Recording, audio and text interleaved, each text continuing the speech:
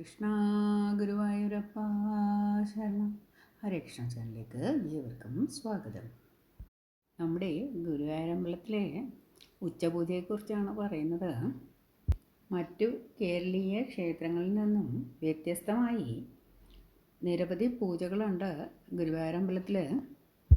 അതുതന്നെയാണ് നമ്മുടെ ഗുരുവായൂരമ്പലത്തിൻ്റെ പ്രത്യേകതയും. അനേകം ഭക്തജനങ്ങൾ നമ്മുടെ ഉണ്ണിക്കണ്ണനെ കാണാനായിട്ട് ഗുരുവായൂരിൽ മണിക്കൂർ കണക്ക് ക്യൂ നിൽക്കാറുണ്ട്. നമ്മുടെ പ്രത്യക്ഷ ദൈവമായ ഗുരുവായൂരപ്പനെ ഒന്ന് കണ്ട് തൊഴുത് സങ്കടങ്ങൾ ഉണർത്തിക്കാനായിട്ടാണ് ഭക്തജനങ്ങൾ ക്യൂ നിൽക്കുന്നത്. ആ ക്യൂ നിൽക്കുന്നതിൻ്റെ ബുദ്ധിമുട്ട് പോലും അവരറിയാറില്ല. കണ്ണനെ ഒരു നോക്ക് കാണണം എന്നുള്ള ഒരു ചിന്ത മാത്രമാണ് മനസ്സിൽ. ഒപ്പം നാമജപം ഉണ്ടാവും. ഗുരുവായൂരമ്പലത്തിലെ ശ്രീകോവിൽ നട തുറക്കുന്നത് പുലർച്ചെ 3 മണിക്കാണ്.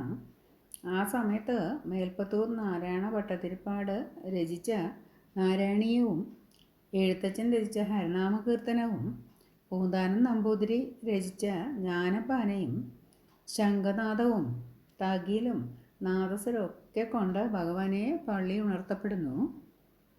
ഗുരുവായൂരിൽ നിത്യേനയുള്ള 5 പൂജകളും 3 ശിവേലികളും വളരെ ഭംഗിയായി നടത്താറുണ്ട്. ഉച്ചപൂജയെക്കുറിച്ച് അറിയാം. ഭഗവാന്റെ തിരുനട അടച്ചിട്ടുള്ള പൂജയാണ് ഉച്ചപൂജ. ദേവനും ഉപദേവതകൾക്കും നൈവേദ്യം അർപ്പിക്കുന്ന ഒരു പൂജയാണത്. സാധാരണ മേൽശാന്തിയാണ് ഈ പൂജ നടത്തുന്നത്. ഉദയാസ്തമന പൂജ, മണ്ഡലക്കാലം, ഉത്സവം എന്നീ അവസരങ്ങളിൽ ഓദിക്കന്മാരും നടത്താറുണ്ട്. കലശം, പുത്തരി നൈവേദ്യം എന്നീ ദിവസങ്ങളിൽ തന്ത്രിയും പൂജ നടത്താറുണ്ട്. ഇടയ്ക്കിടെ അകമ്പടിയോടെ ഈ സമയത്ത് അഷ്ടപതി ആലപിക്കുന്നു. ഇടിച്ചു പിഴിഞ്ഞ പായസമാണ് നൈവേദ്യം. ഉച്ചപൂജയ്ക്ക് ശേഷം 1 മണിക്ക് നട അടയ്ക്കുന്നു. ഉച്ചപൂജ സമയത്ത് ദേവപ്രതിനിധി എന്ന സങ്കല്പത്തിൽ ഒരു ബ്രാഹ്മണനെ ഊട്ടാറുണ്ട്. 11:30 മുതൽ 12:30 വരെയാണ് ഉച്ചപൂജ. നിവേദ്യത്തിന് വെള്ളി ഉരുളിയിൽ വെള്ള നിവേദ്യം, 4 കറികൾ കൂടാതെ പാൽപ്പായസം, പഴം, തൈര്, വെണ്ണ, പാൽ, ശർക്കര, നാളികേരം, കദളിപ്പഴം എന്നിങ്ങനെയുള്ള എല്ലാം കണ്ണന് പ്രിയപ്പെട്ടതെല്ലാം നിവേദിക്കാറുണ്ട്. ഇവയെല്ലാം സ്വർണം വെള്ളി പാത്രങ്ങളിലായിട്ടാണ് നിവേദിക്കാറ്.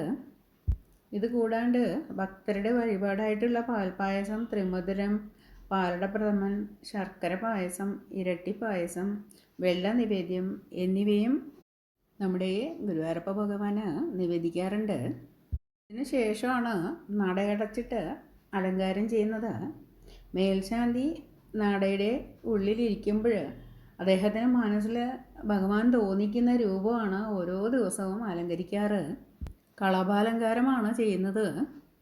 അങ്ങനെ ഓരോ ദിവസവും വേറെ വേറെ രൂപത്തിലും ഭാവത്തിലും നമ്മുടെ ഗുരുവായൂരപ്പ ഭഗവാനെ അലങ്കരിക്കുകയാണ് മേൽശാന്തി. ഈ ഉച്ചപൂജ അലങ്കാരത്തിന് ശേഷം 12:30-നാണ് നട അടയ്ക്കുന്നത്. പ്രകാരമാണ് ഗുരുവായൂരിലെ ഉച്ചപൂജ. ഭഗവാന്റെ ഉച്ചപൂജ തൊഴാനുള്ള ഭാഗ്യം എല്ലാ ഭക്തർക്കും ലഭിക്കട്ടെ എന്ന് പ്രാർത്ഥിക്കുന്നു. ഒപ്പം ഗുരുവായൂരപ്പ ഭഗവാന്റെ അനുഗ്രഹം ഉണ്ടാകട്ടെ എന്ന് പ്രാർത്ഥിക്കുന്നു. ഹരേ കൃഷ്ണ. സർവം കൃഷ്ണാർപ്പണമസ്തു.